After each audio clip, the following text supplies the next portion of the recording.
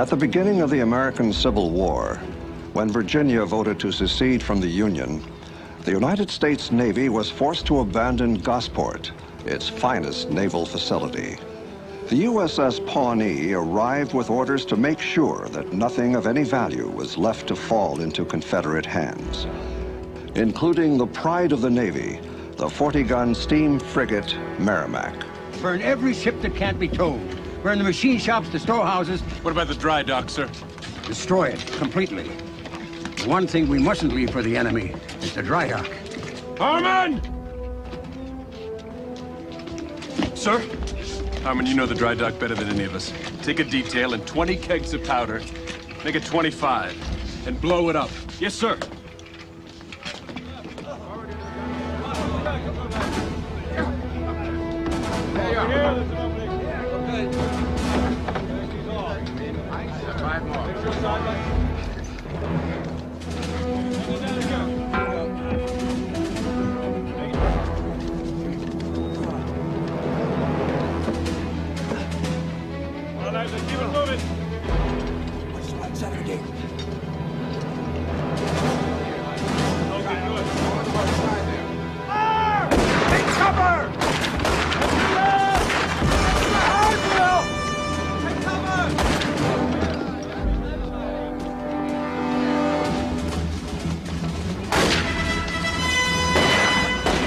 Rebels get the best of you, man. Shoot square!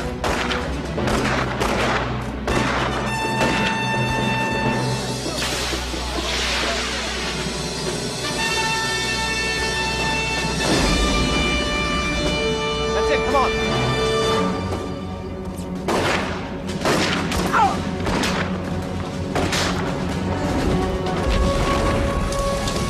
Get those animals out of here!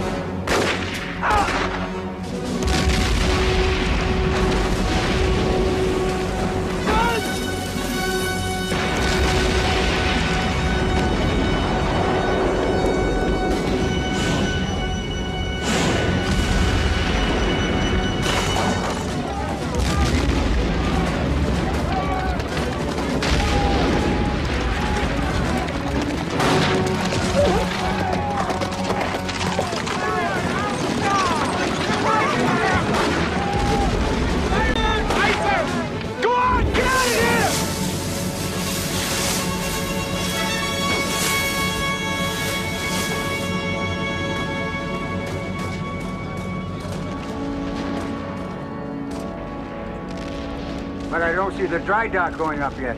Harmon. Sir? We placed the kegs. We lit the powder trail. It must have burnt out, sir.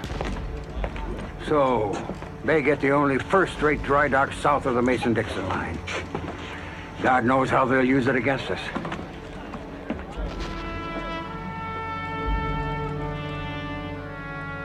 What they have done, gentlemen, is they have towed the Merrimack into the dry dock, and on the undamaged hull, they're constructing a ship to be armored with iron. If the rebel navy's building an ironclad, then we damn well better build one for our side. You, gentlemen, are hereby appointed a special board to consider designs for an ironclad, and on approval expedite construction. Mr. Secretary, where are these designs going to come from? I'm advertising for submissions. If they haven't kept their plans secret, why should we? Mr. Secretary, before we commit funds and manpower to such an untested idea, how do we know the South is building an iron ship? The rumors are thick as Mississippi mud. They've been known to send agents up here to plant false rumors. Yes, yes. Johnny Reb is more effective with the cloak and dagger than we are, granted. Still, we're not totally inept. It happens there's a young lady of a fine Virginia family going to school in Baltimore, distantly related to one of our officers. He vouches for her. So we know about the ironclad from a spy. I'll say no more. except that I hate to apply such an ugly word to such a beautiful lady. But that's the best kind, isn't it?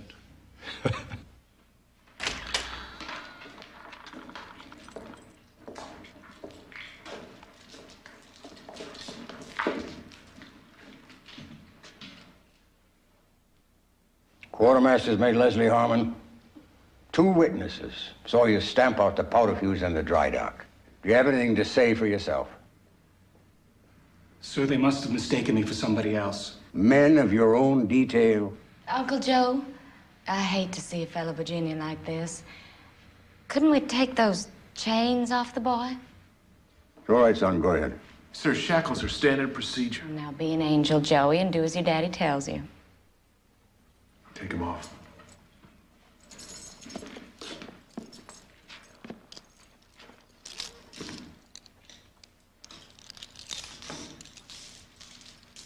Men are dismissed.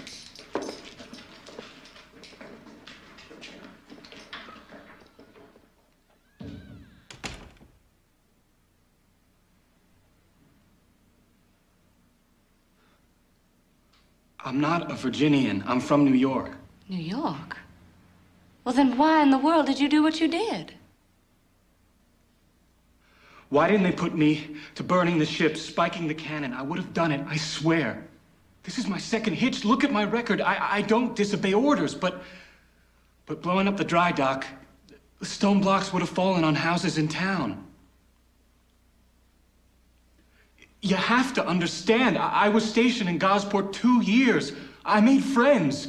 Merciful God, that's who those stones would have killed. I mean, orders are orders, yes, but I'm sorry, I couldn't kill my friends. Well, I think that sounds like a pretty decent reason. Don't you think so too, Uncle Joe? Makes no difference. Disobeying a lawful order in the face of the enemy is the worst military offense there is. You'll have a court-martial, of course. The only question is whether he'll be hanged or shot. Now, is there anything else you want to say? No, sir. Good. Now, sit down and listen very carefully.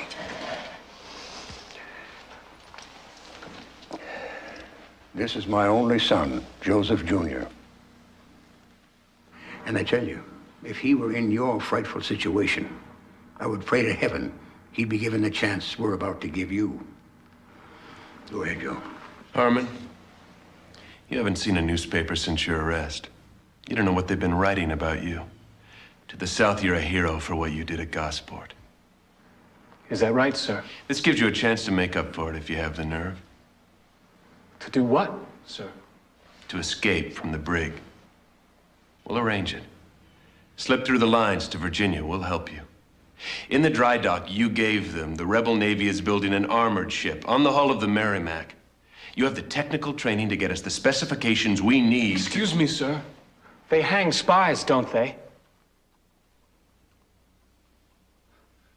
You can help me escape, but in Virginia, I'd be all on my own. Not quite. I'll be with you. No one will suspect a friend of mine. Trust me, Leslie. Why should I? I trust you.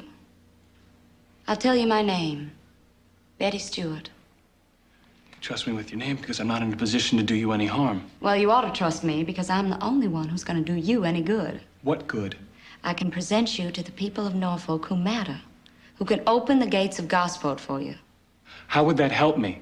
Harmon, if you get this job done, you can come home to a presidential pardon.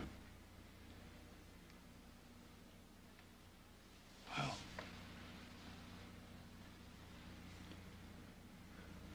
I may know your name, Betty Stewart, but I don't know why you're going against your own people. I'm not going against my people. But I've been to school in the North, and I've read all the books you all have read.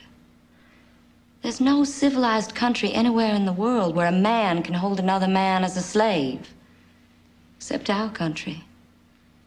Now that's what I'm against. But isn't that worth fighting for? Right now, miss, I'm just fighting to save my neck.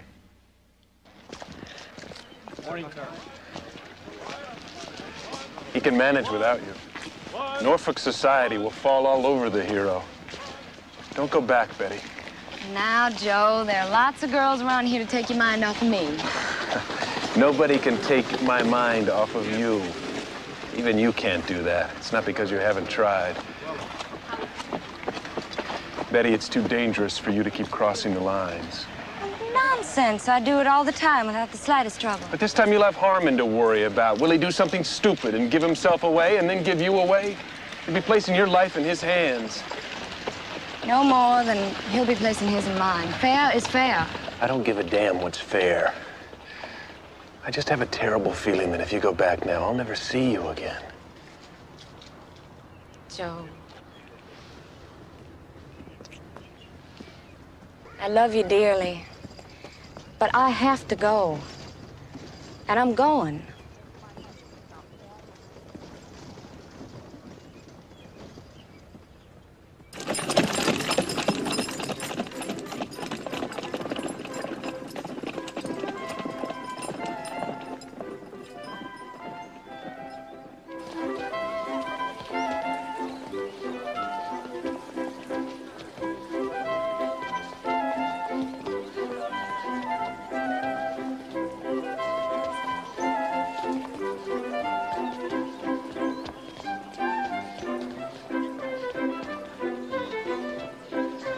How did you ever do it, Mr. Harmon?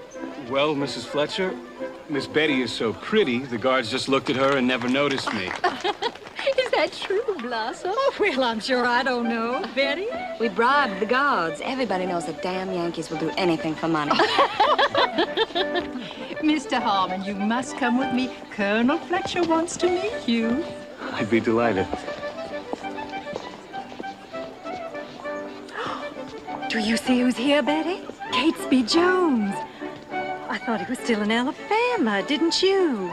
I never gave a thought about where he was. Go and say hello to him. Well, I will not, Mother. He can come over here and say hello to me. If he wants to, and if not, fine and dandy. Well, really? By taking that attitude with your father, where do you suppose you'd be? Mother!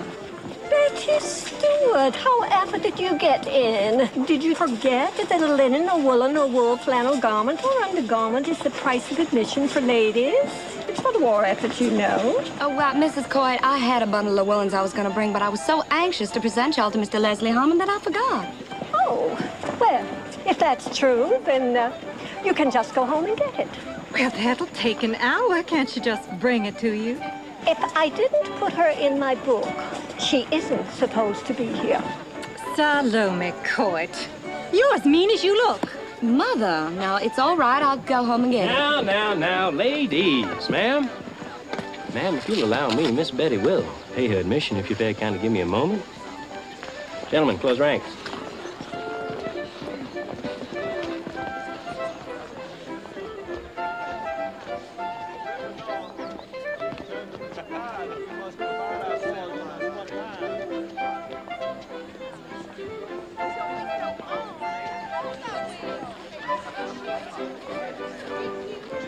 Thank you, gentlemen. Ladies, sorry for the delay, but if everything is in order, perhaps Miss Betty would care to dance.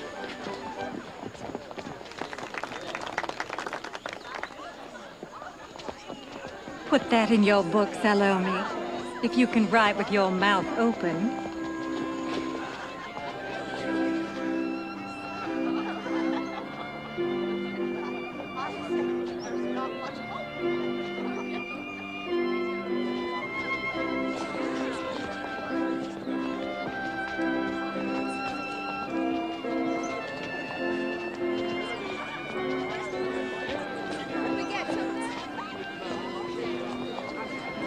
Well, now, Betty said we're supposed to do something special about you, but she didn't say what. But I don't think I'm going to ask her just now. Why not?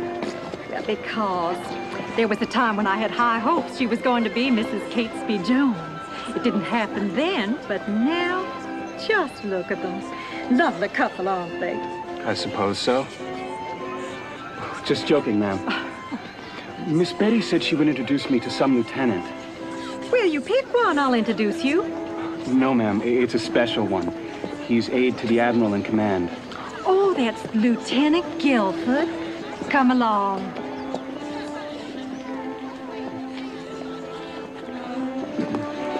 Excuse me, Lieutenant Guilford. Mrs. Stewart. May I present Mr. Leslie Harmon, the hero of Gosport, you know?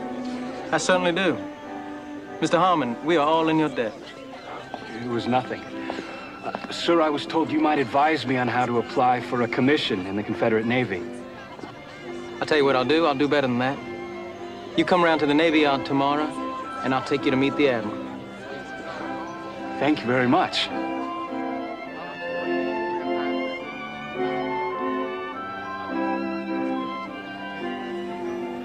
Well, I couldn't have that lady sending you home. I'd have to stop looking at you.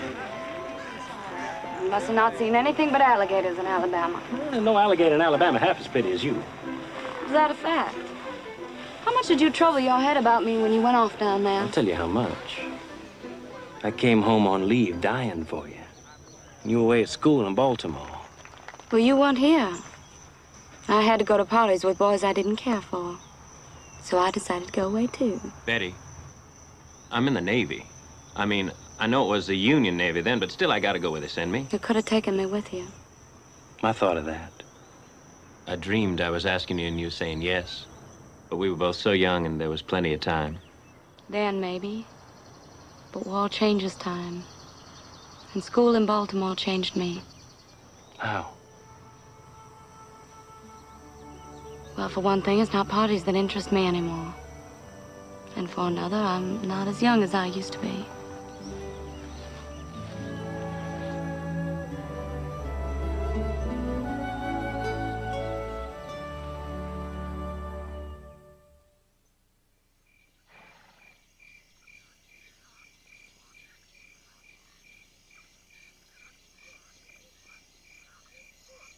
Length, 263 feet. The beam is 51 feet. And draft, 22 feet. Now that's what they've done with the hull of the Merrimack. The superstructure is a casemate tilted in at a 30-degree angle to make enemy shots glance off. Oak planks to be covered with iron armor. The guns aren't in place yet, but I found out about them. Your friend, Lieutenant Jones, brought 4 of them from the cannon foundry in Alabama. He didn't tell me that. He didn't tell me either. I was told by your sources at the Navy Yard. Very helpful, thanks to you. They believe what I believe. 4 guns on the starboard side, 4 to port, 1 pivot gun in the bow, and another one in the stern. Wouldn't it be safer to take that north in your head than on paper? I'm not taking it. Opal, y'all come on in. Opal is my mother's maid. Cletus is her husband. My mother contracts him out to the Gosport officers' mess. Got the shoe ready, Miss Betty. They carry messages back and forth all the time. Opal's gonna take this one. You ever have any trouble getting through the lines? Oh, no, sir. Going north, we tells them we want to be free. Coming back south, we tells them it's too damn cold up there. Cletus, make sure you stitch this good. Use an old thread, Miss Betty. Nobody won't notice nothing. Opal, you be careful.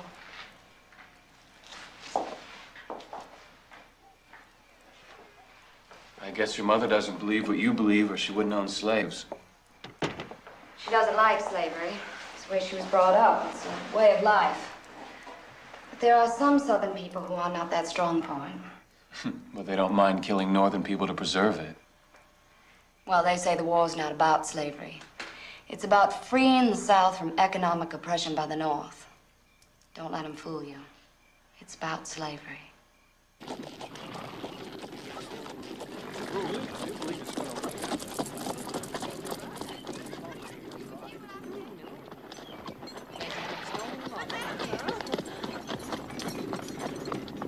Well, they never keep us waiting here. If you'll excuse me, I'll go see what the trouble is. Good day, Miss Betty. Lieutenant Guilford? It's remarkable how just seeing you puts me in mind of all kinds of good things. Such as good news for Leslie Harmon. If you happen to run into him, you tell him the Admiral's forwarded his application to Richmond. His commission should come through soon. Well, I will tell him if I see him. He's going to make an excellent officer. Well, you have a pleasant lunch. Oh, there is a test firing on the 29th at the range in connection with the Merrimack. Oh, pardon me. She's the Virginia now. Everybody still calls her the Merrimack. Anyway, you tell Leslie he's invited. Good day. Good day, Mr. Jones. Good day, Lieutenant. Why didn't he invite the man himself? Why do you have to ask you? Well, Leslie's hard to find these days. Everybody's house guest. Well, it's nice of Leslie to keep in touch with you. Well, my, Lieutenant. We aren't jealous, are we? No, should I be? Our table's ready. Thank you.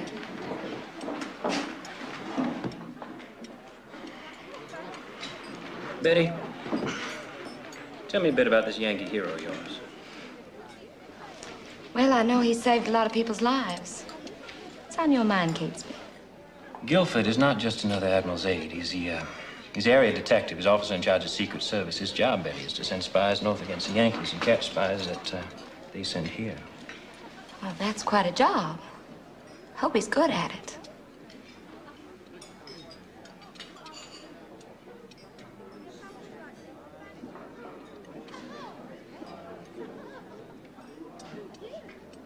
Care for some sherry?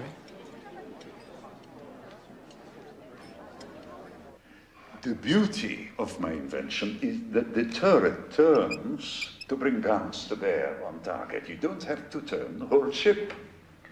I see you've already named your ship, the Monitor. His perfect name, Mr. President. A monitor restrains and corrects wrongdoers, your enemies. Mr. Erickson, I assume there's more to your ship than the model shows. The model only shows the ironclad portion above water, Mr. Secretary. If you had studied my drawings, you would know that below the waterline is a wooden hull housing 2 engines and quarters for the crew. I'm concerned about the stability of this vessel, Mr. Erickson, and I looked at all your figures. To look is one thing. To know the mathematics required to understand is another. Your personal remark, sir, does not answer my concerns. My credentials answer you. 30 years they've been building ships, including USS Princeton, which was first warship to be propelled by screw. I got skill like no engineer living. If you don't trust me with this ship, you cost your country the benefit of my services. I wait for your decision.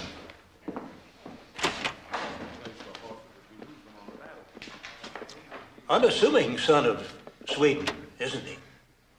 He didn't mention that a cannon on the Princeton blew up and killed some people. Erickson designed that cannon, but he had nothing to do with building it. Well, gentlemen, yes or no? We have information from Gosport that the Merrimack will come out of dry dock in 4 to 5 months. Nobody can start from scratch and build us an ironclad in that time except Erickson. He's promised to deliver us one in 90 days. On that basis, I say yes. Commodore? I agree with Commodore Smith. I say take the thing home and worship it. It resembles nothing on the earth or on the seas or in the skies, so you can't be accused of idolatry. A simple no would have sufficed, Commander. Mr. President? All I can say is what the girl said when she put her foot in the stocking. It strikes me there's something in it. Fire!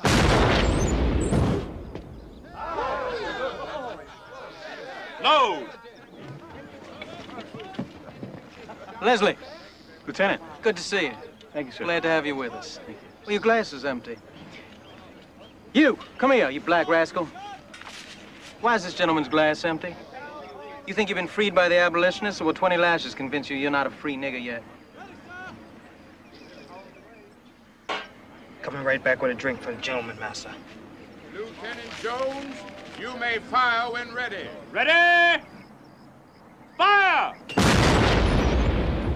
Dear God, it went through. I don't know what to tell you. Secretary Mallory. I was assured that 3 inches of iron would turn away the heaviest shot. Mr. Secretary, there's a simple solution. You just put on 4 inches of iron, sir. 4 inches of iron. That is no solution. Is 3 inches of iron also hold and still float? I'm afraid so. That ain't how it gone the first time. What first time? Well, they done the same test last Monday. Not for no crowd, just for a few gentlemen. How did it go? Well, the thing they shoot at that time is in the storage over there. They got the door locked, but you might could go around the back and peek in the window down below. Thanks.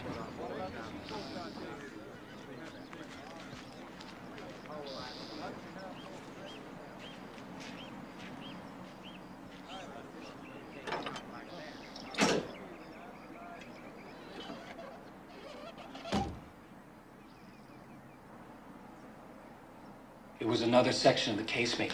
I could see 2 layers of iron plate, each 2 inches thick. So that's 4 inches, not 3. The cannonballs hardly made a dent. That test was the real one. So what you saw today was just a show? Just to get the wrong information sent to the North? I bet half the civilians there were invited because Guilford suspects they're spies. Including you. Well, he made a mistake with me, thanks to Cletus. You've got to send Cletus north with the right information. Not Cletus. Then send somebody else. It's got to go up tonight. They have to know they can't sink the Merrimack with standard guns. They must add more firepower. Listen to the man. You know, a little while ago you were only concerned about yourself. Now you're ready to march with John Brown. Maybe now I see how much I have to make up for. If I'd blown up the dry dock like I was ordered, there'd be no place to build that monster. Well, you can make up for it by taking the information north. Tonight, go the quick and easy way. Just get through the pickets along the beach and you know where the boat is. 2 miles across the bay and you're safe at Fortress Monroe. No. Send someone who knows an overland route. There'll be a full moon on the water tonight. Well, then you go late when the moon sets. Betty, I'm not finished here. Yes, you are finished here. I can't have you staying on with Guilford suspecting you. He could arrest you at any moment. Please go, Leslie. I got you into this. I don't want them to hang you. Why should that bother you? You've got him. Why should you care about me? Because we're friends. What a foolish question after everything we've been through together. Don't you care about me? I'd do anything for you. Then go. That's what you can do for me. Now do it. Yes, Miss Betty.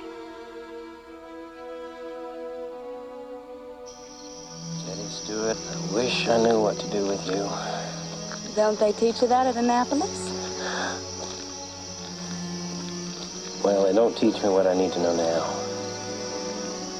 Is it right for me to marry? Or with the war on? All we need to know is if you love me. Oh, yes, I love you, Betty. I love you so much. I'm out of my mind thinking what's right for you. Before the war, I was willing to wait, but now suddenly I can't wait. But how long is this war gonna last? If it's a short war, then maybe the right thing for us to do is to wait. It's going to be a long war. Why do you say that? General Lee says so. I read it in the Richmond paper. He says our country will have to go through a long and terrible ordeal. Expiation for our sins. What sins? Slavery. General Lee says it's an evil thing. General Lee is supposed to be the finest officer in the country, but I doubt what he knows about sin. But maybe he knows how long the war's gonna last. Oh, Betty. Betty, my darling, are you saying we ought to be married now? Yes. Yes, now.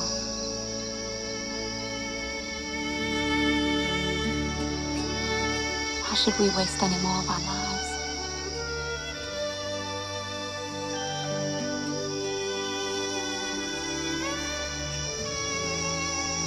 And besides, thank God it's not as if they're gonna send you into battle.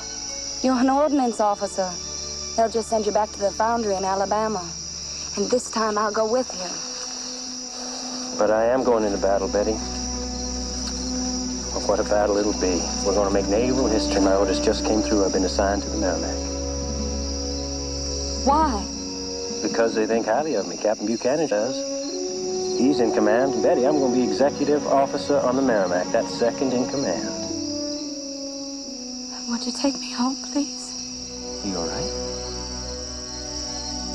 This is a post a naval officer dreams of. Would you want me to turn it down? Would you do that if I asked you? No, of course you wouldn't. It's just that I don't feel very well. Would you take me home?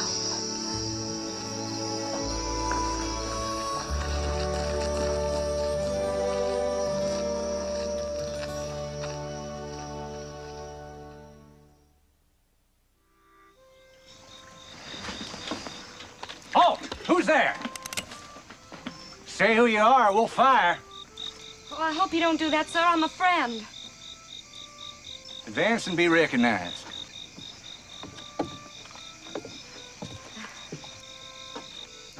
What are you doing here, ma'am? Well, I hope you'll excuse me. I know I shouldn't be interfering with your duties, but I was just looking for my brother. He should be out here somewhere. Corporal Fisher. He's not in this detachment, ma'am. He might be up on the beach. May I please look? Mosier? Yo! Lady here looking for her brother. Pass her on through. Right. Thank you.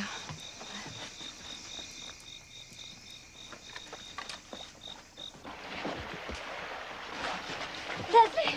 Oh, my God, I thought I wasn't going to get here in time. What's the matter? Nothing's the matter. I found someone else to send, so you don't have to go now. Thanks, but I'll go anyway. With two people, there's a better chance that one will get through. But you can't go. What? What are you saying? You're not sending anyone else, are you? No, I'm not. Catesby will be on board the Merrimack. I don't want the Union to sink her, so I don't want them to know about that armor. That's all there is to it. Really? I thought there was something more. One man holding another man his slave. I thought you were against that. I am, of course I am, and I'll do anything but risk Catesby's life. You risk your own life every day you're in Virginia. You risk mine. And what about a dozen civilians who feed you information, huh? What about them? Catesby can take his chances with the rest of us. This is someone I've loved since I was a child. Can't you understand that? Betty, if the Navy doesn't stop the Merrimack, she's gonna steam along the coast and sink all the Union's wooden frigates and lift the blockade. And France comes in and England comes in with everything the South needs to win the war. Do you understand? You and I could just make the difference. You take one more step towards that water and I'll call the pickets. If you're not shot now, you'll hang later. Puts me right back where I started. Leslie, you're making me call them. I will, I swear I will. Leslie, you said you'd do anything for me. Not this. This is not a favor that one person has a right to do for another. It's too important. When did it suddenly become so important to you? When I heard Lieutenant Guilford talk to Cletus like he wouldn't talk to his dog.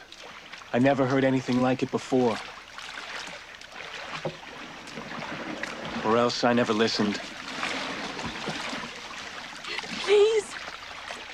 Go ahead and call.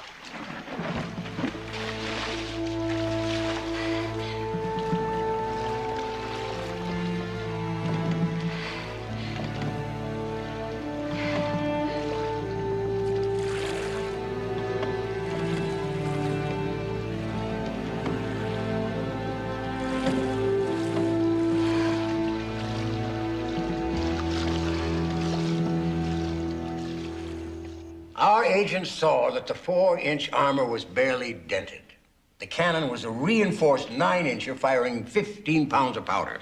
Which is exactly the firepower of your monitor, isn't it, Mr. Erickson? It was, Mr. Secretary, but I can double my ship's firing power. How? Mr. Erickson, the Navy has no guns capable of firing 30 pounds of powder. And there's no time to cast new ones. Your launching date's the 10th of next month. I'm not proposing to cast new guns. I'm proposing to use the Monitor's present guns. You can't fire 30 pounds in those guns. They'd blow up. If you don't remember what happened on the Princeton, I do. Do you also remember that your people built those guns? I didn't. Mr. Erickson, why don't you just tell us what you have in mind? The Monitor's guns are capable of sustaining 30-pound charges in a battle of limited duration. I'll show you my calculations. Don't bother showing them to us. We want to see a firing test. I agree. You will have your firing test, gentlemen. Dearest Betty, how right you were to pay no attention when I selfishly feared I might never see you again if you returned to Virginia. My father tells me that thanks to you, we are now sure our ship will be the victor in the great coming battle. Good Lord, does this mean that the Monitor can sink the Merrimack? We are confident that she will be able to protect other Union ships and save many loyal lives, including one whose possessor still dreams of sharing it with you. Dearest Betty, I have been ordered to my first major command. It is the Congress, part of the blockading fleet at Hampton Roads, which the Merrimack is sure to attack. Betty, are you in there? Oh, yes, Mother? Opal, you're back? Yes, Miss Blossom. Oh, really, Opal? From now on, you'll have to be satisfied with visiting your sister just once a year. I can't have you hopping back and forth whenever you fancy. You're right, Miss Blossom. When you're right, Miss Blossom. Put out my lavender lace for tomorrow morning. Oh, Betty, you should get something ready, too. We're going to lunch on the Merrimack. On the Merrimack? Yes, the Commodore, the Marquis de... Oh, what's his name? Oh, well, he's been dying to see the ship. So they've invited him and his officers, and they've asked a select group of ladies to entertain them. Well, look pleased, why don't you? Catesby should be there.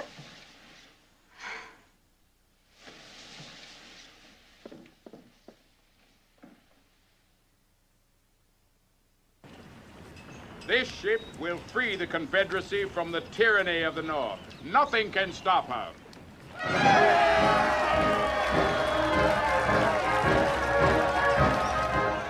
I know I should have told you this before. But I didn't think they could do much against the Merrimack. I thought they were so helpless they wouldn't dare fight you. What in God's name are you telling me now? That they can do something? I'm not sure what, but it must be that they have more firepower. More than you'd expect from an 11-inch cannon firing 15 pounds of powder. Where'd you learn about cannonball and powder charges? Not did you Baltimore finish in school? I'm sorry. I'm so sorry. I didn't know it would hurt you. Oh, please, must you question me? Can't you just listen? I'm listening. What you have to do is make your ship's armor stronger. If she can carry 2 layers of hind plates, maybe she can carry 3. I don't believe what I'm hearing. How do you know all this? Leslie Harmon. The Yankee hero? The Yankee spy that you helped to get into the Navy Yard? Yes. Yes. Yes, it's as simple as that to you, is it? Well, why don't you take a pistol out and fire it in my stomach? It would hurt less. What am I supposed to do with this information? Now, what? How can I go to my captain with this? When he asks me, how did I get it, what do I say? You say you got it from me. I guess that's what you should do. I guess you have to do what's right. You're a spy, Betty. Don't go talking to me about what's right. I'm only trying to tell you that I love you. I don't expect you to love me anymore. Excuse me, ma'am. Yes. The captain's compliments, Mr. Jones. And will you come to the gun deck at once, sir?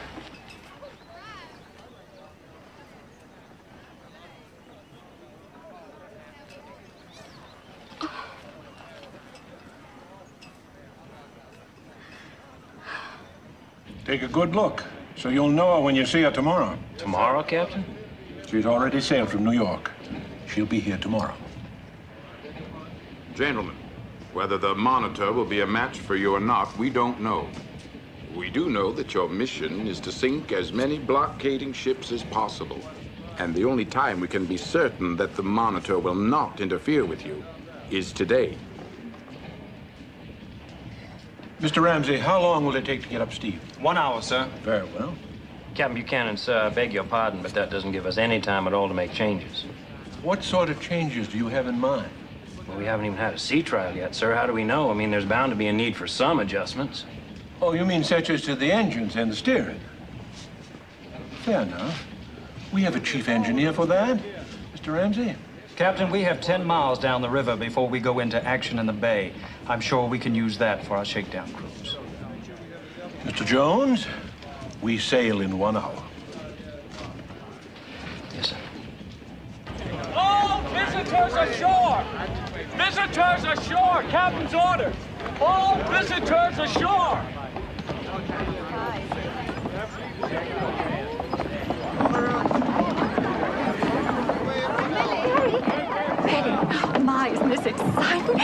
Merrimack's going out to sink the Yankees. What Yankees? Well, the blockade ships in Hampton Roads, and we're all going along to watch. How can we? Well, we're going along the shore, silly. We'll be able to see the whole battle.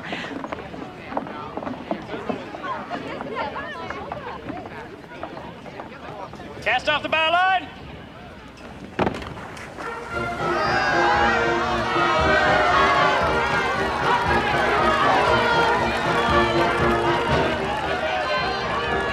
Secure the gangway.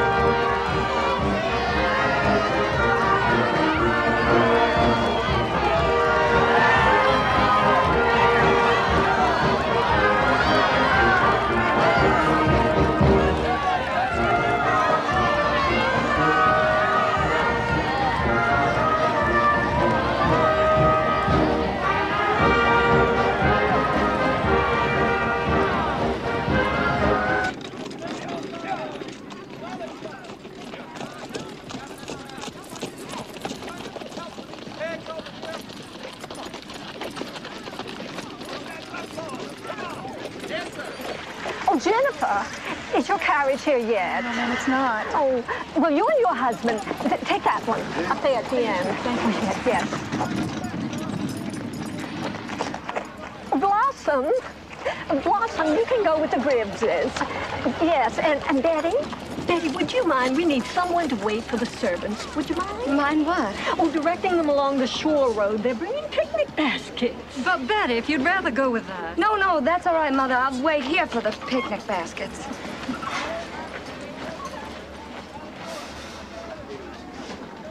Miss Betty. I'm sorry to startle you. I thought you would rather not have this in front of your mother and everyone. You're gonna have to come with me, please. You're under arrest.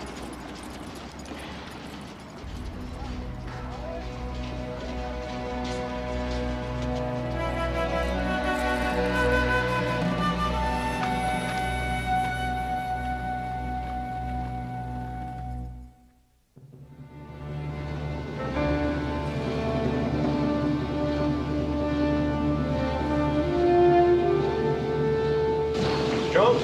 Sir. Now, here's our position approaching the mouth of the Elizabeth. These are the positions of the Atlantic blockading squadron's most powerful ships in Hampton Roads. Sloop of war Cumberland, 24 guns, and 2 steam frigates. Minnesota, 47 guns, and the Congress, 50 guns. Well, if indeed the Congress is here, sir, then it should have us in its sights right about now.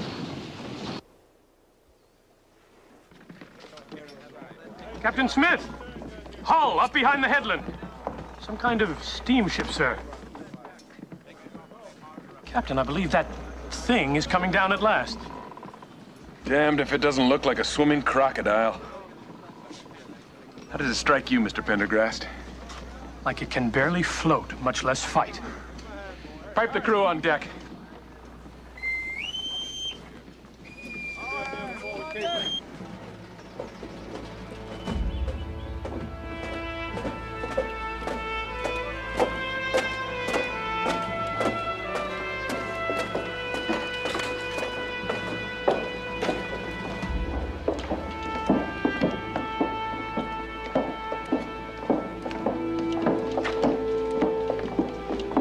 Detail.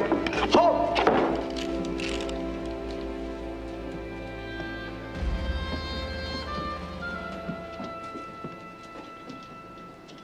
Is there anything you care to say at this time, Miss Betty? It's much nicer than what I expected of a prison cell. The facilities are down the hall. The door will remain unlocked as long as you... Forgive me, I'm required to say this, as long as you don't cause any trouble. If there's anything I can do for you, you tell the sentry to call for me. Thank you.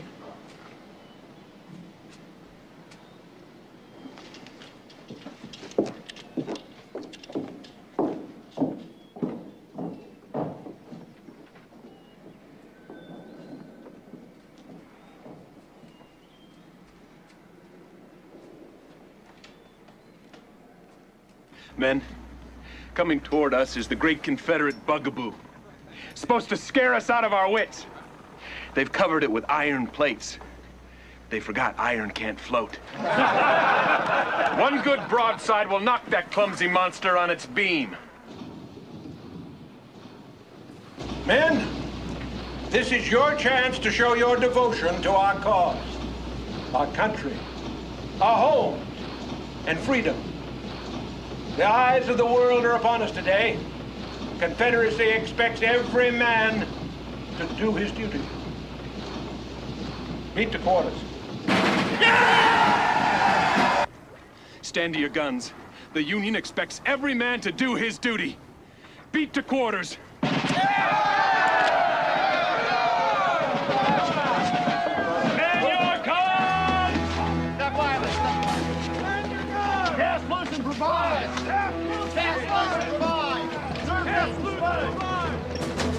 Charge with cartridge!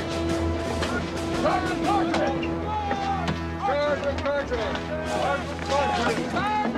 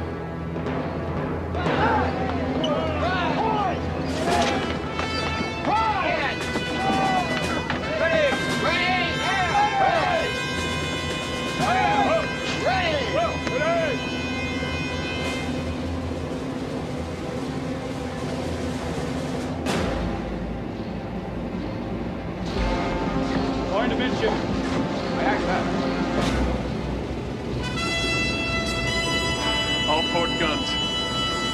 Fire!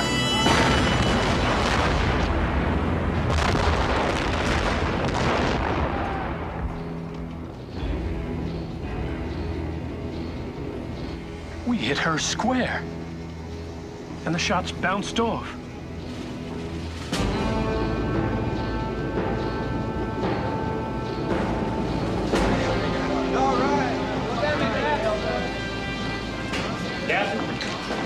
Are we leaving the Congress? She can wait. We already know she can't do as much harm. I'm more concerned about those new rifle cannon on the Cumberland. We'll take her first. Pilot, keep our keel out of the mud. Aye, Captain.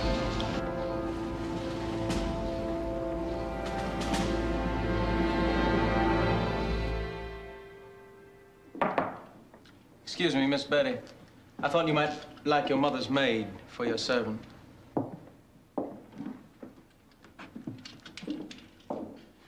Opal, I'm so glad to see you. You ain't mad at me, Miss Betty? Why in the world would I be? It's my fault you're in here. What do you mean? Miss Betty, when I crossed the lines coming south, they stopped me and take all my clothes to search. Take your clothes? But then they give them back to me and let me go, so I'm thinking they don't know nothing about that letter from Lieutenant Smith. But when Cletus checked my shoe, he said it ain't the old thread like he used. Oh, Miss Betty, they seen that letter and they put it back. And I never warned you. Oh, but wait. Are you saying it was the letter that got me arrested? Yes, ma'am. The letter. Then it wasn't Catesby. Catesby knows about me and he didn't tell them. Opal, he still loves me. Doesn't that mean he still loves me? How you figure love is gonna do you any good in here? Well, that letter doesn't prove very much. Joe was careful about what he wrote. They can't be planning anything horrible for me or they wouldn't have given me this nice room with this big fine window. Well, maybe you ain't looked out that fine window yet.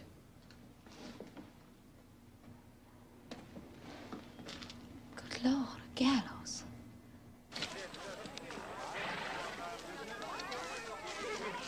Whatever became of Betty? I suppose she went home. She wasn't feeling so well.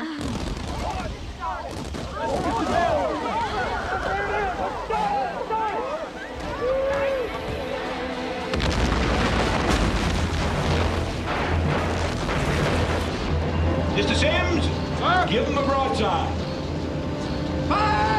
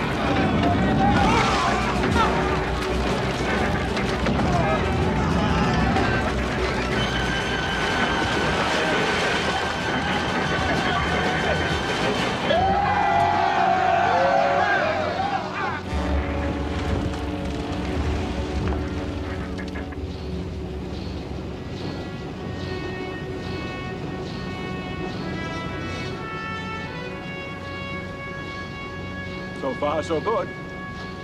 Back to the Congress.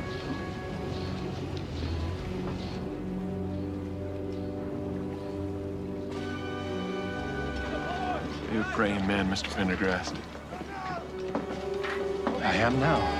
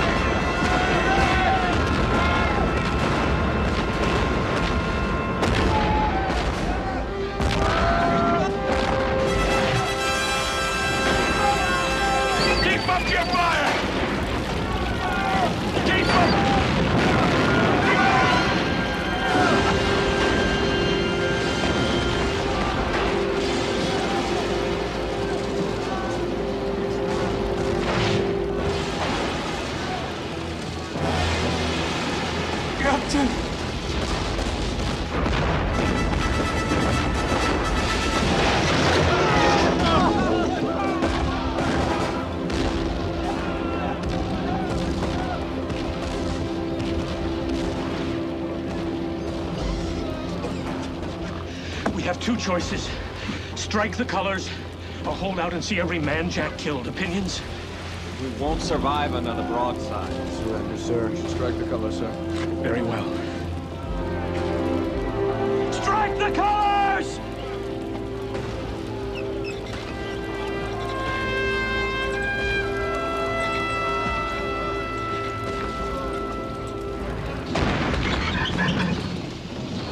Cease firing! Cease firing! They have surrendered!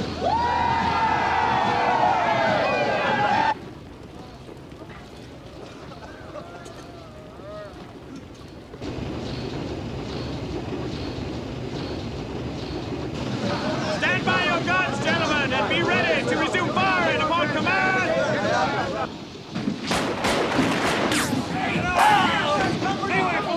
Clear the port!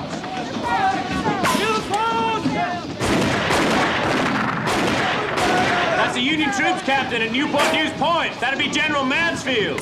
They can't be firing now that the Congress has surrendered. From what I've heard about old Mansfield, he's most likely back there saying maybe the Congress has surrendered, but I sure haven't. Outrageous. Violation of every military code. Captain, sir. Captain, don't go up there, sir. Captain! Captain, I wouldn't go!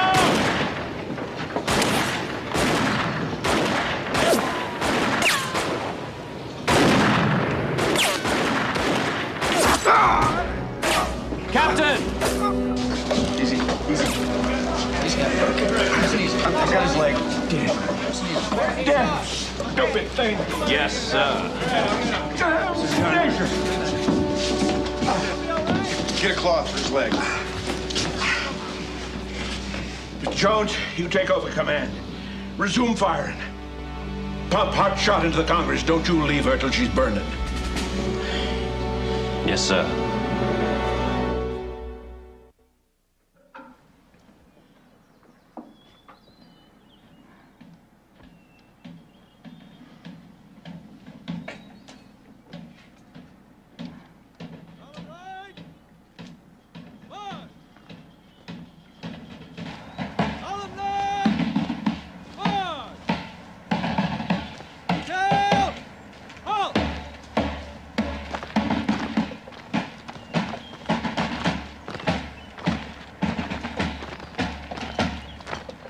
I'm required to ask you one last time. Your full and true name is Spencer Kellogg Brown. That's correct, sir. Whenever you're ready, Mr. Brown. Right, hey!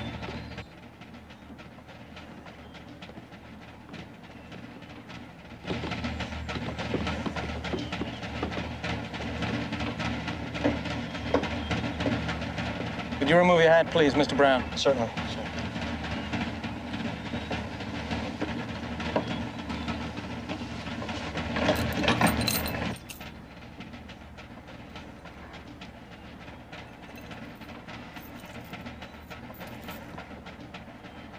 Where do you all come from? Knowing what you risk, yet willing to risk it. May I shake the hand of a brave man? Thank you, Lieutenant Guilford, for all of your kindness.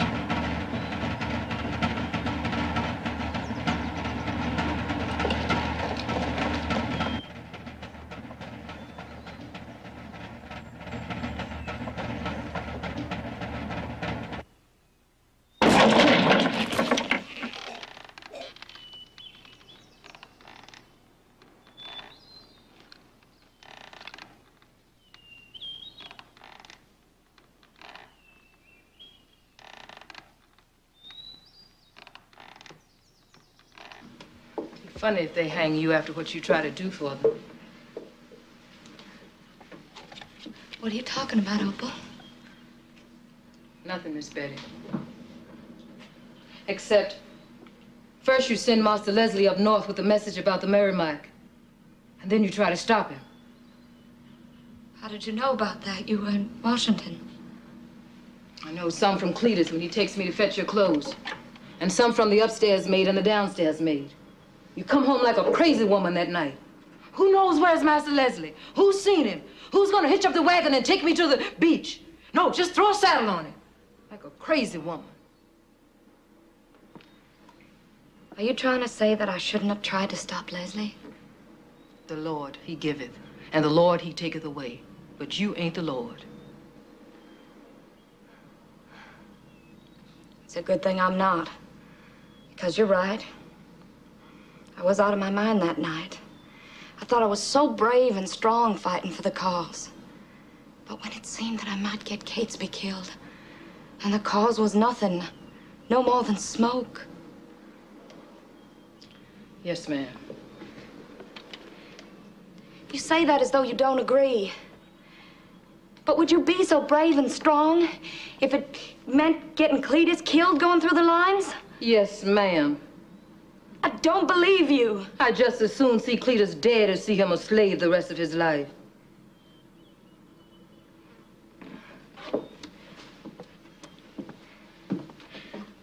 Well, I guess I just don't see things as clearly as you do. I reckon you don't. But you wouldn't have that problem if you was born black.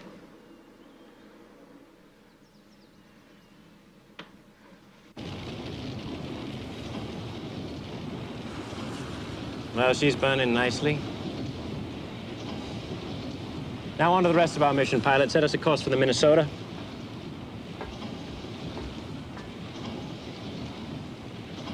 She's run herself aground. Are you sure? That's Forbes Bar she's stuck on. There's not enough water over there for a ship the size of the Minnesota at high tide, not to mention now. Well, let's get over to her while there's still daylight to fire the guns by. Mr. Jones, you draw 22 feet of water. That's near as much as a Minnesota. You head over there now, you'll more than likely get yourself stuck in the mud. I can't fire accurately at this distance. On the other hand, it would be poor judgment to put my ship at risk now when the Minnesota will still be there in the morning. Very well. We'll spend the night at Sewell's Point. Aye, Captain.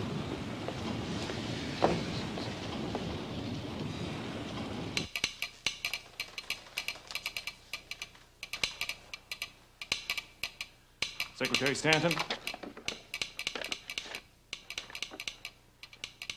125 men killed on the Cumberland. And on the Congress, how many? About the same number. 250 dead.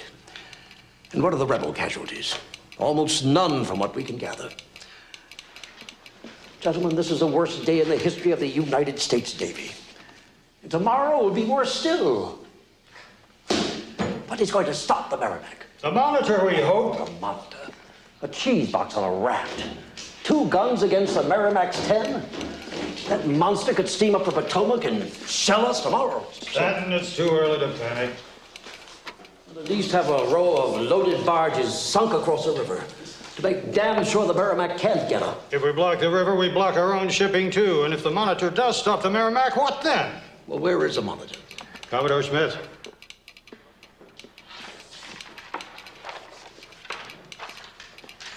The Monitor was last sighted off the Delaware-Maryland border, floundering in the very heavy weather. In other words, she may already be at the bottom of the ocean.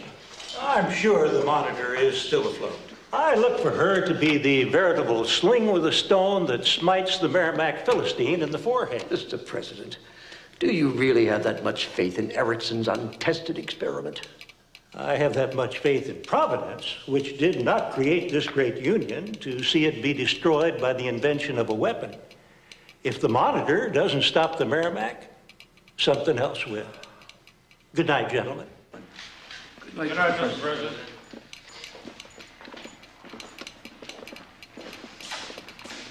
Commodore, time to go home. My son is dead. Oh, no, don't say that. We have casualty estimates, but no names. The Congress surrendered.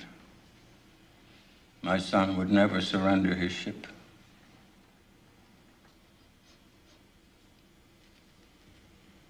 Joe is dead. I'm sorry to bring you the bad news, but there's no doubt. We have it from a wounded sailor pulled out of the water by one of our boats.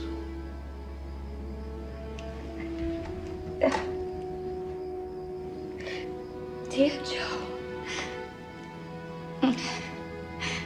He thought that if I came back, he might never see me again. But he never thought it would be like this.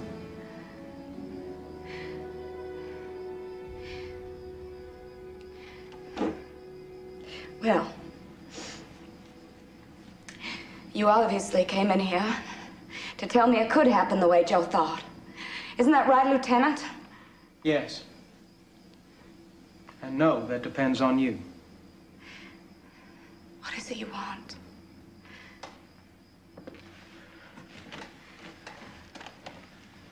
Names. We need to know who all's been helping you. Not Opal. She had no idea that letter was in that shoe, I swear. We're not too concerned with black curry, as the woods are full of them. I think we should begin with the person who told Leslie Harmon the armor test was a decoy. How would I know that?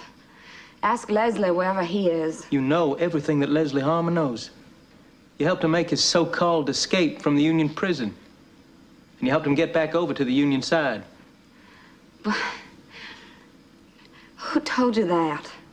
Our agents in Washington and our pickets on the beach. Oh, your agents and pickets. No real people. You're bluffing. You've been spying on Gosport since the day we took the yard. You collected information from the people who work here, naval personnel or civilians, and you gave this information over to the Union. No one would believe it of you to this day if you hadn't brought Harmon into it. You wouldn't want to frighten a helpless woman now, would you, Lieutenant? All you have against me is Joe's letter. And what does that prove? That he hoped the Monitor would sink the Merrimack? He thanked me. But what did I do? Maybe I just sent him a bottle of French champagne for the launching. Do you want to keep saying that as you climb the 13 steps, or will you give me your Navy Yard contacts? Well, actually, I don't have any Navy Yard contacts. Except you.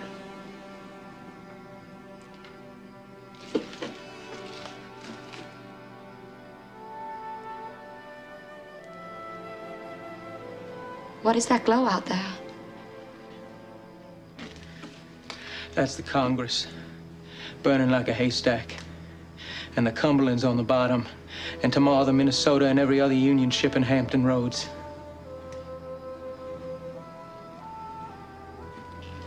It'd be a bitter thing to die for a lost cause. Well, if I have to, I hope you'll be as nice about it as you were for that boy today. Don't count on it. He was a soldier fighting for his side. You're a traitor to yours.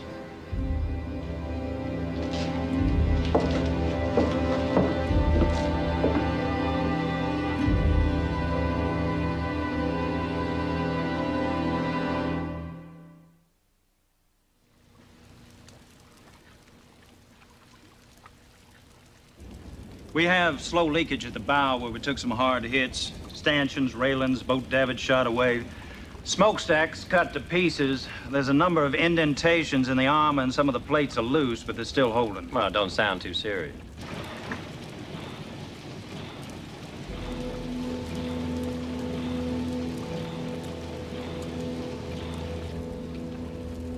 What is it, Mr. Jones?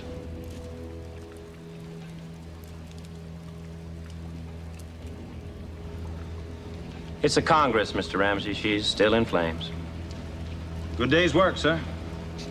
Yes, but it's not over.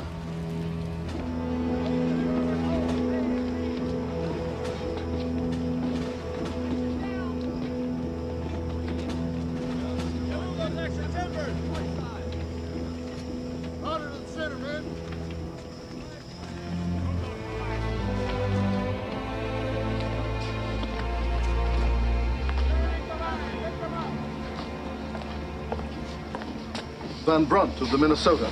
Are you in command here? I am, sir. John Warden. Your orders, Captain. Thank you, sir. My executive officer, Lieutenant Green. Captain Van Brunt. My orders are simply to protect your ship from the Merrimack, and this we will do. It won't be so easy while we're aground on this damned mudbank. Any chance the tugs can have you off by morning, sir? None. We're unloading tons of provisions, but that will take the rest of the night, and the tide won't be high enough until noon. I'm sure the Merrimack will come back to us before then. We'll try to keep her busy, Captain. We do have a problem. We need a pilot to steer us through these shoals. How can we find a local seaman who is not a rebel sympathizer? Well, your orders were sent with a man who volunteered just for that job. He says you know him from the Brooklyn Navy Yard. You may come down now.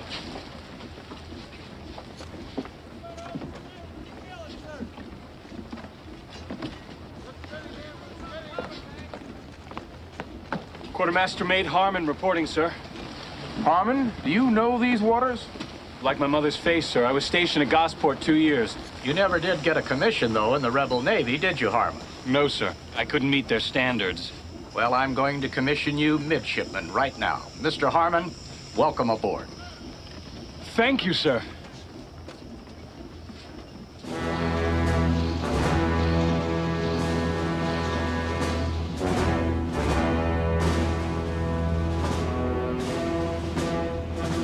We have steam up, Captain.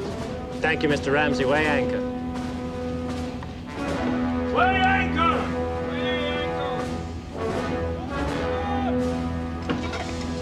Still there. Very good, Pilot Patton. Now let's see how close you can get us to her this morning. Aye, Captain. Port 5 degrees. Port 5 degrees. What in God's name is that? That is the test we face. That is the monitor. Set a course to close the monitor. Starboard, 10 degrees. Near the ladder.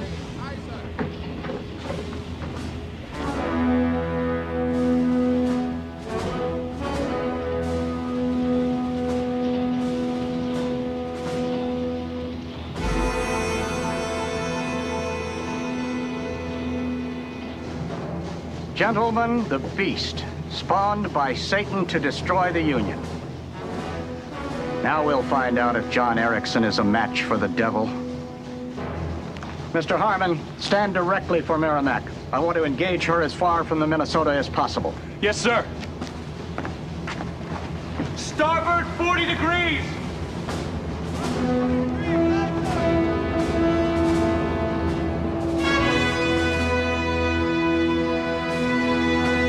Out to port, Mr. Williams. Mr. Sims, I'm turning to give you a bearing for a broadside. Aye, sir. Captain, from what I picked up at Gosport, you can run rings around that monster. It takes the Merrimack a half hour to make a 180-degree turn. Thank you. Steady as she goes. William. We're hard over, sir. She's turning all the faster she can. Mr. Ramsey? Ramsey, what is the matter with this ship? Yesterday she was sluggish enough, but today she steers like Noah's Ark. Well, today, sir, she's leaking at the bow. All right, Mr. Sims, if you can manage a shot with just your bow gun, go ahead and take it. I want to see what happens. Into battery. Starboard vent. Nose vent. Don't take it.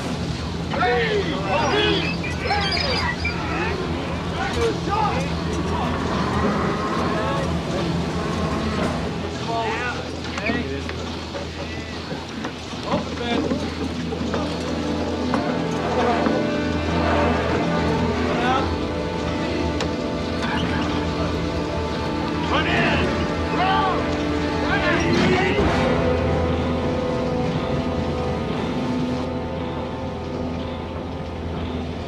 Can we lift to cover on one of the gun ports, Mr. Green? Not till we get the captain's order to commence firing. It's bad enough to wait. Why can't we even see out? Our first shell could turn this tin cannon to our coffin. I mean, we don't That'll know. be all, Mr. Keeler.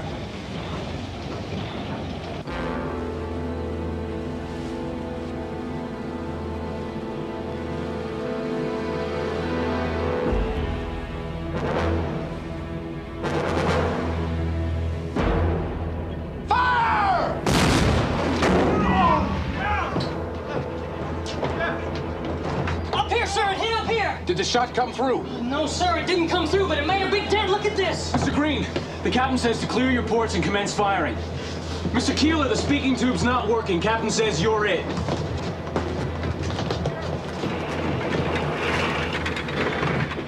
Fire! Mr. Ramsey! I have got to turn faster. Give me more power. Ah, Mr. Jones!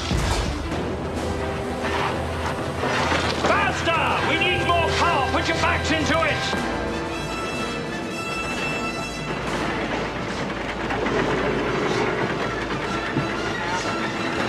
Mr. Keeler, ask the captain how our shots are landing. The turret turns and I can't see.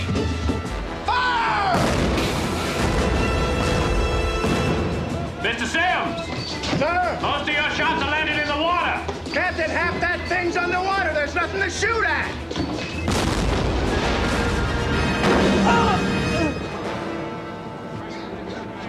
Captain says good shot, Mr. Green. He saw iron sliding from her side.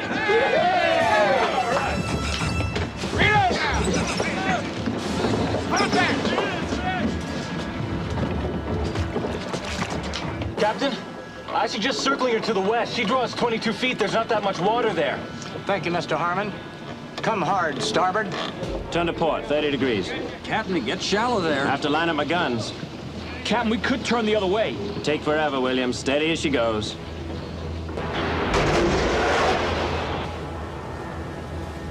Full astern! We're aground! I need full speed astern!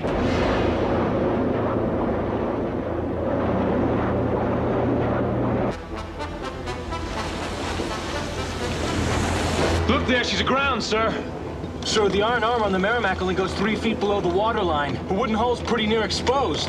Mr. Sims, why aren't you firing? Captain, that tin can is at an angle where we can't bring a single gun to bear. Mr. Green! The captain says aim for the waterline! Fire! Fire! Second cannon! Fire! Mr. Ramsey, you have got to get us off this mudbank! The engines are full astern! Raise the steam pressure then! We're shoveling all the coal the furnaces will take!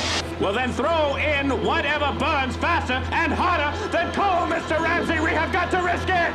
Aye, sir! Get all the cotton waste and throw them on the fire! Throw wood on the fire! Damnation! If it's risk he wants, throw on turpentine!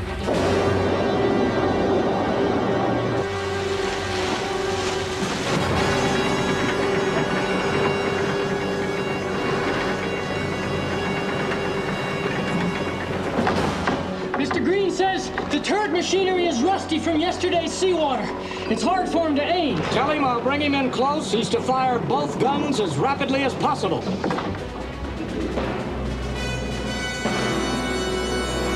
Mr. Ramsey, more pressure! Sir, we are at red line now. One more pound and the safety valve will open. Tie it closed, Ramsey. Tie the valve closed.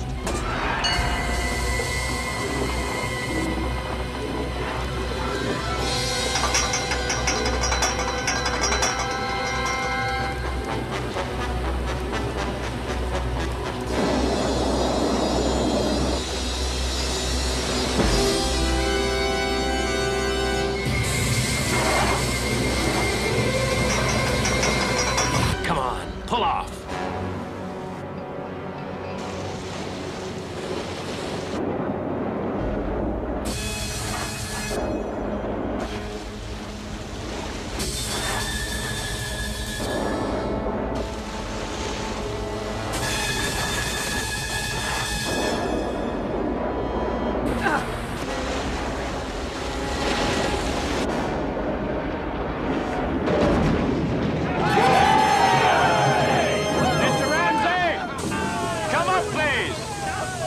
Mr. Sims! Stand by your guns, Mr. Sims. I'm turning to give you a port beam broadside.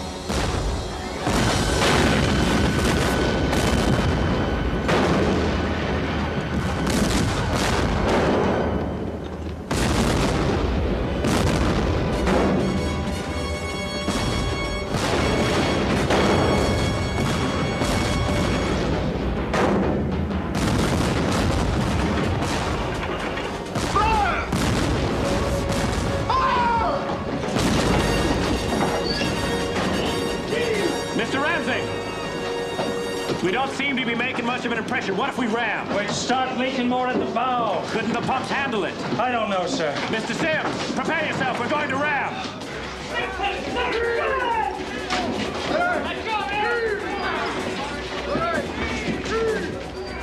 Mr. Wood! Yes, sir. As we go by, you aim at our pilot house. Aye, sir.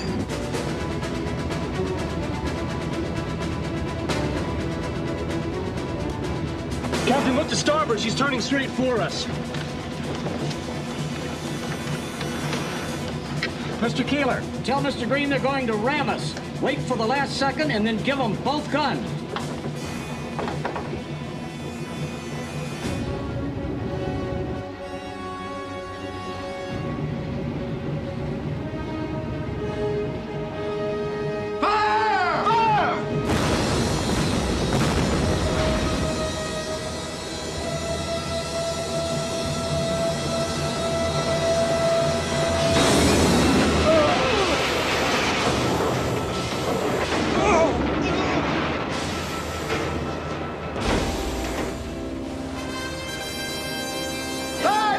Swinging your way!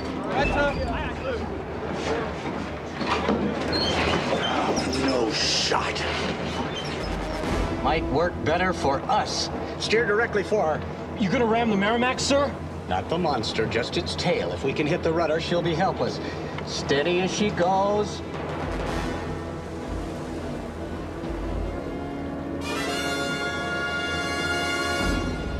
She's making for our stern.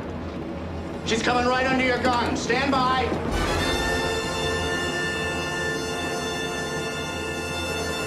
Fire! Captain! Sir! I can't see! Sir? Mr. Keeler, go tell Mr. Green. Quartermaster, come north, due north. That'll put us in shallow water. Captain, let's get you down to your cabin, sir. Did we hit the rudder? No, sir, we just missed it. Damn!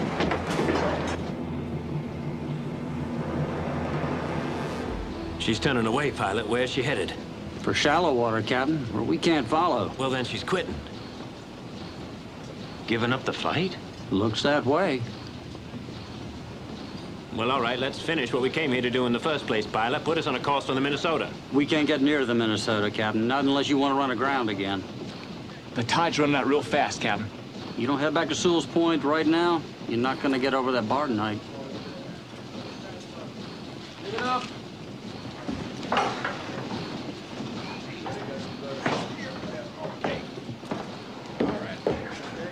Mr. Ramsey. What are our chances should we ground again? We could split open at the bow. We have no smokestack left, no draft for the furnaces, no proper head of steam to keep the pumps working at top speed.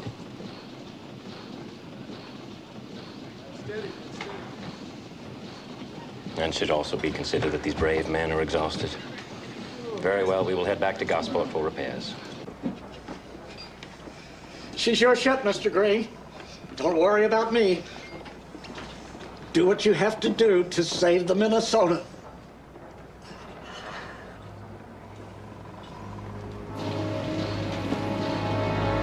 Mr. Green, look!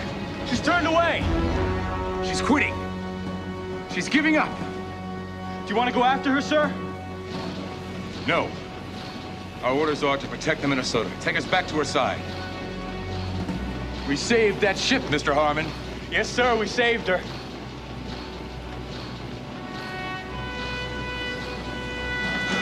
So I guess it was all worth it.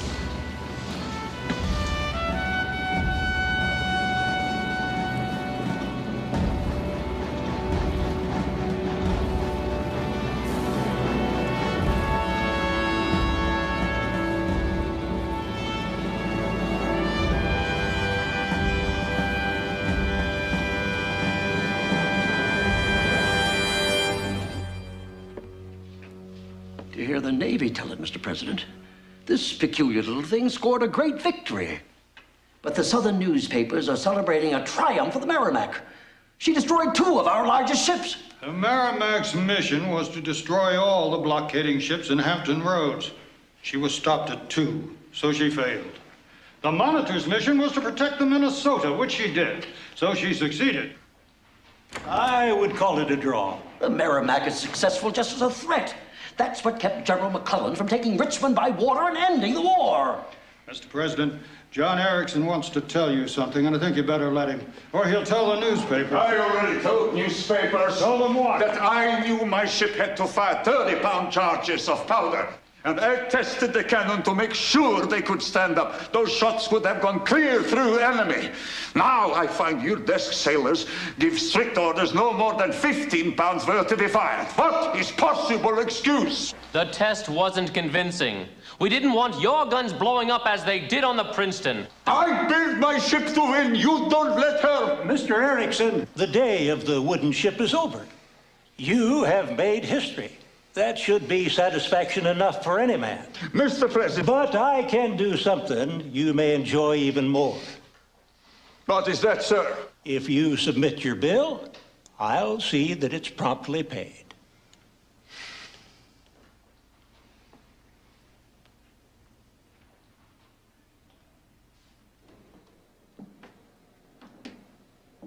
I don't see no soldiers, but I keeps hearing drums. Do you hear drums, Miss Betty? No. No, I don't. That's good. No drums means we still alive. Was alive.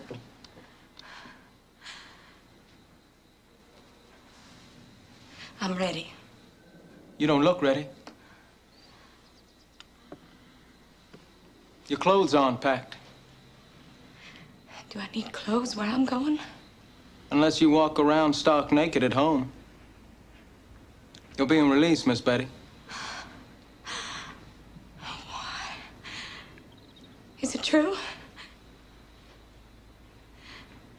What about Opal? Also released. To what do I owe this? To yourself, really. Catesby Jones wrote a report on what you did to save a ship. The Admiral decided it more than made up for what you may have done for the Yankees. I think he was glad to have an excuse not to put a rope around a pretty lady's neck. I know I am. I have someone come down and help you with your bags. You're free to leave.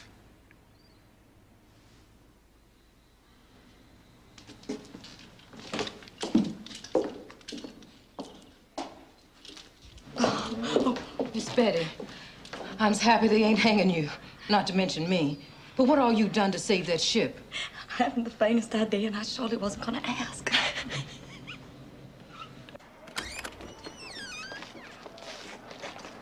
Ma'am.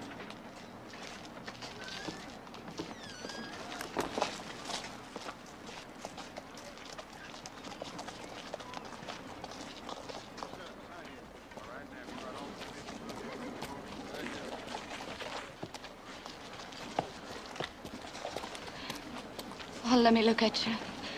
You're not hurt? You're all right? Our casualties were very light. Thank God for that. And I know it's thanks to you that I'm still alive. But I'm dying. Let's walk. I saw in the newspapers that the Monitor's cannon was supposed to fire 30 pounds of powder, but that Naval Operations had changed it to 15, so in my report, I said that you were responsible for the cut. How? I said that you sent word of another firing test to your contacts in Washington. This test never happened, but they believed what you told them. That when the guns firing 30 pounds got hot, they blew up. You really made up such a lovely fairy tale. I can't tell you what it means to me, how happy it makes me, because it means you still love me. You know, all the while I was in that prison looking out at the gallows, of course I thought about whether or not they would hang me. But more than that, I thought, does Catesby love me? Can he love me after what I've done? Yes. But it doesn't matter with a damn. I wanted you to live, but I could never live with you. Not now. Not after what happened, Betty. We butchered hundreds of men on the Congress and the Cumberland, and they would have done the same to us if they could. And you did your best to help them. So what is love compared to that? You go back north, Betty. That's the side you chose. Stay there. We should never see each other again.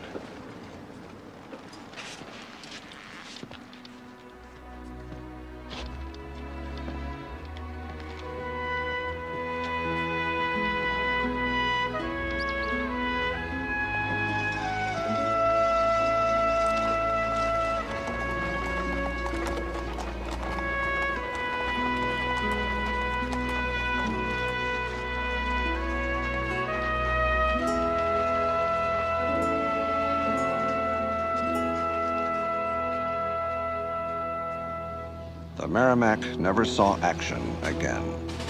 2 months after the battle, the Confederacy abandoned Norfolk, leaving the ship without a base. To keep her from falling into Union hands, she was grounded and burned.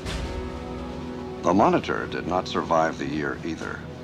In December of 1862, she was ordered to join the Union attack on Wilmington, North Carolina. On December the 31st, in a storm off Cape Hatteras, the Monitor went down with a loss of 16 lives.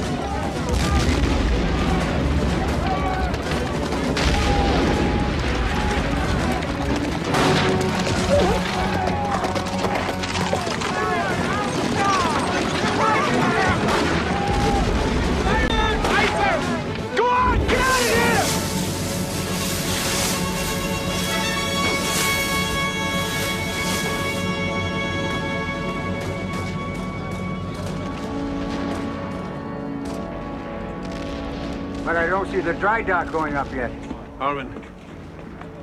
Sir? We placed the kegs. We lit the powder trail. It must have burnt out, sir.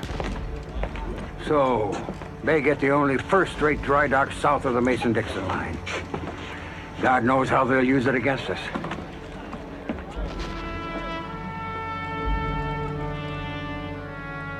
What they have done, gentlemen, is they have towed the Merrimac into the dry dock, and on the undamaged hull, they're constructing a ship to be armored with iron.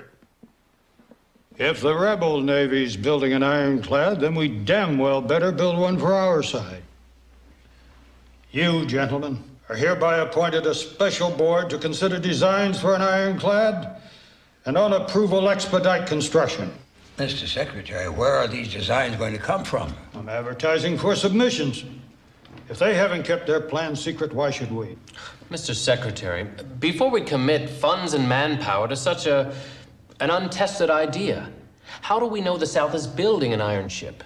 The rumors are thick as Mississippi mud. They've been known to send agents up here to plant false rumors. Yes, yes. Johnny Reb is more effective with the cloak and dagger than we are, granted. Still, we're not totally inept.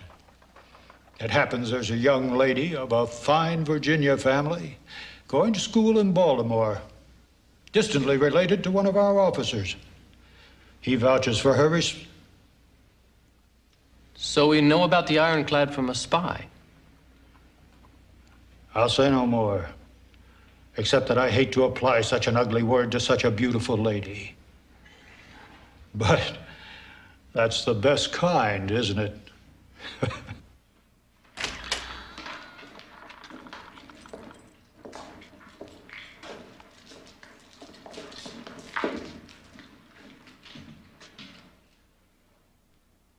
Quartermaster's made Leslie Harmon. 2 witnesses saw you stamp out the powder fuse in the dry dock. Do you have anything to say for yourself? Sir, they must have mistaken me, but in Virginia, I'd be all on my own. Not quite. I'll be with you. No one will suspect a friend of mine. Trust me, Leslie. Why should I? I trust you. I'll tell you my name. Betty Stewart. Trust me with your name because I'm not in a position to do you any harm. Well, you ought to trust me because I'm the only one who's going to do you any good. What good? I can present you to the people of Norfolk who matter, who can open the gates of Gosport for you. How would that help me? Harmon, if you get this job done, you can come home to a presidential pardon.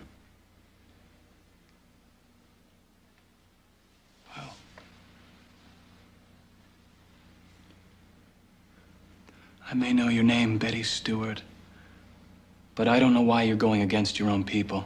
I'm not going against my people, but I've been to school in the North, and I've read all the books you all have read. There's no civilized country anywhere in the world where a man can hold another man as a slave, except our country. Now that's what I'm against. But isn't that worth fighting for? Right now, miss, I'm just fighting to save my neck. Morning, he can manage without you. Norfolk society will fall all over the hero. Don't go back, Betty. Now, Joe, there are lots of girls around here to take your mind off of me.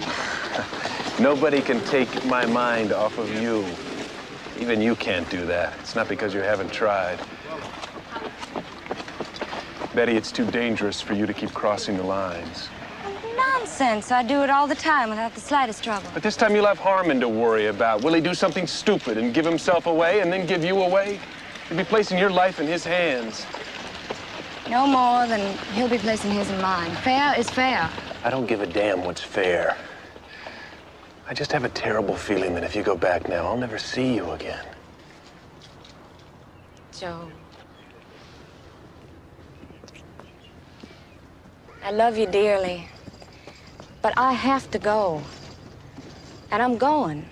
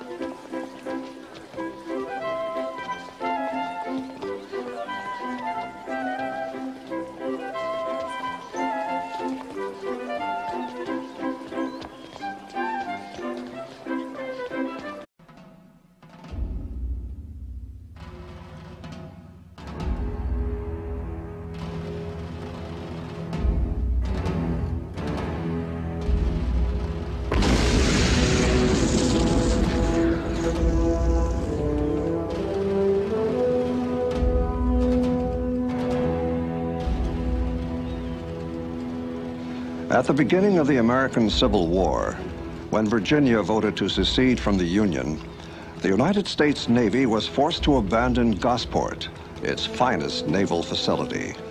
The USS Pawnee arrived with orders to make sure that nothing of any value was left to fall into Confederate hands, including the pride of the Navy, the 40-gun steam frigate Merrimack. Burn every ship that can't be towed. Burn the machine shops, the storehouses. What about the dry dock, sir? Destroy it completely. The one thing we mustn't leave for the enemy is the dry dock. Harmon! Sir? Harmon, you know the dry dock better than any of us. Take a detail and 20 kegs of powder. Make it 25. And blow it up. Yes, sir.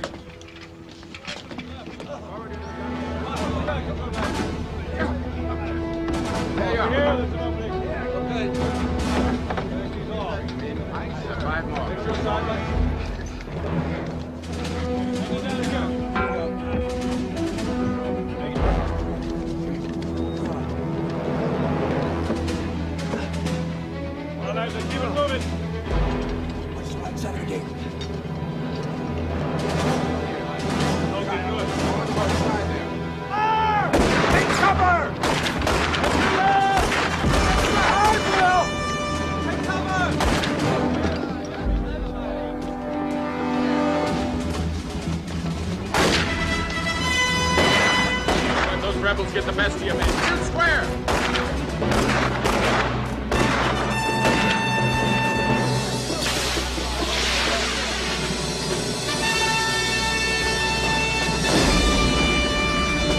That's it, come on.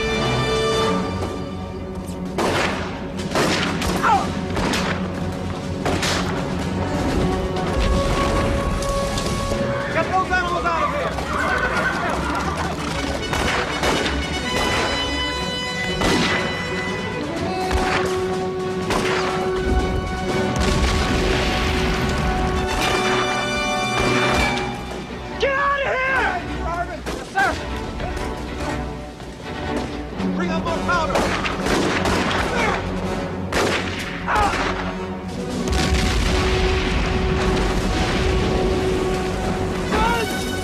Somebody else. Men of your own detail.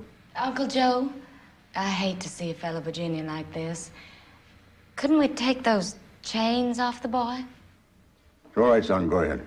Sir, shackles are standard procedure. Now be an angel, Joey, and do as your daddy tells you. Take him off.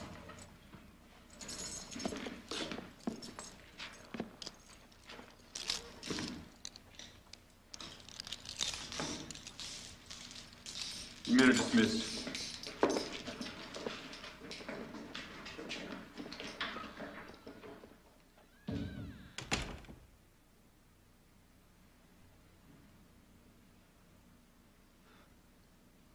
I'm not a Virginian. I'm from New York. New York?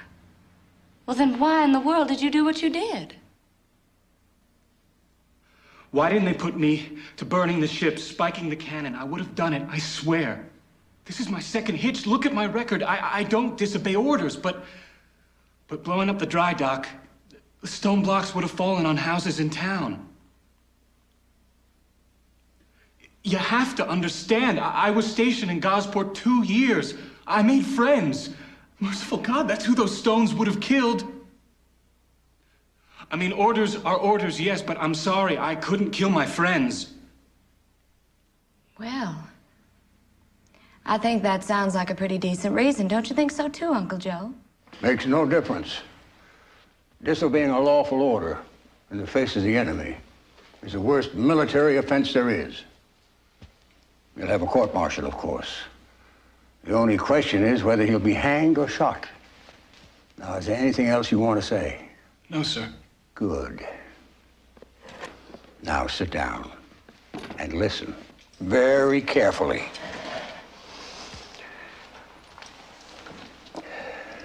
This is my only son, Joseph Jr. And I tell you, if he were in your frightful situation, I would pray to heaven he'd be given the chance we're about to give you. Go ahead, Joe. Harmon, you haven't seen a newspaper since your arrest. You don't know what they've been writing about you. To the South, you're a hero for what you did at Gosport. Is that right, sir? This gives you a chance to make up for it if you have the nerve. To do what, sir? To escape from the brig. We'll arrange it. Slip through the lines to Virginia. We'll help you.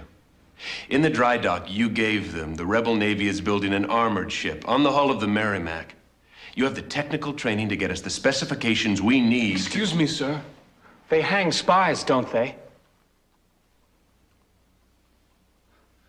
You can help me escape. How did you ever do it, Mr. Harmon? Well, Mrs. Fletcher, Miss Betty is so pretty, the guards just looked at her and never noticed me. Is that true, Blossom? Oh, well, I'm sure I don't know. Betty? We bribed the guards. Everybody knows the damn Yankees will do anything for money. Mr. Harmon, you must come with me. Colonel Fletcher wants to meet you. I'd be delighted. Do you see who's here, Betty? Catesby Jones.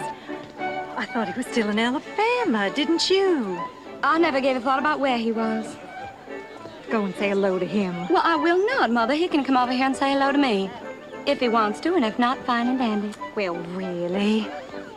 By taking that attitude with your father, where do you suppose you'd be? Mother! Betty Stewart, however did you get in? Did you forget that a linen or woolen or wool flannel garment or undergarment is the price of admission for ladies? It's for the war effort, you know. Oh, well, Mrs. Coy, I had a bundle of woolens I was going to bring, but I was so anxious to present y'all to Mr. Leslie Harmon that I forgot. Oh, well, if that's true, then you can just go home and get it. Well, that'll take an hour. Can't she just bring it to you? If I didn't put her in my book, she isn't supposed to be here.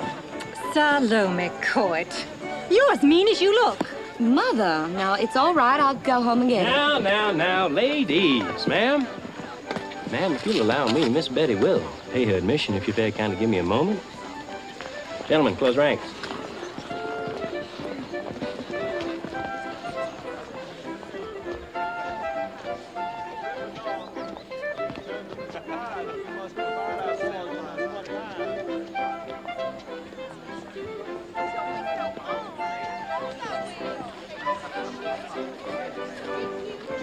Thank you, gentlemen. Ladies, sorry for the delay, but if everything is in order, perhaps Miss Betty would care to dance.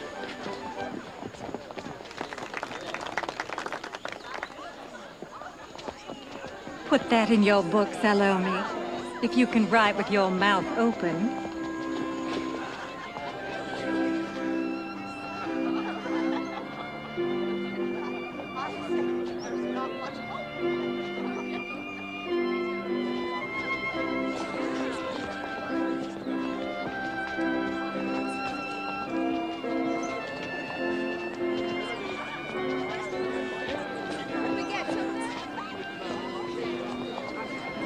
Well, now, Betty said we're supposed to do something special about you, but she didn't say what. But I don't think I'm going to ask her just now. Why not? Well, because